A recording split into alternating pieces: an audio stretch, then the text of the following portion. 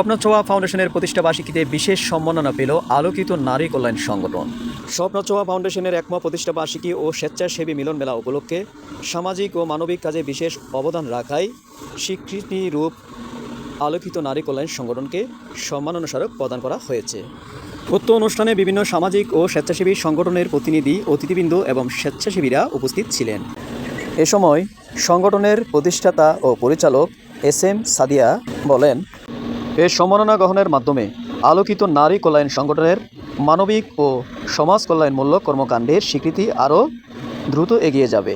সংগঠনের পক্ষ থেকে এই সম্মানের জন্য স্বপ্ন ছোঁয়া ফাউন্ডেশনের প্রতি আন্তরিক কৃতজ্ঞতা প্রকাশ করা হয় এবং ভবিষ্যতে সমাজের অসহায় ও সুবিধাবঞ্চিত মানুষের কল্যাণে কাজ করে যাওয়ার প্রত্যয়ন ব্যক্ত করা হয়। নিউজ দিগন্ত 24।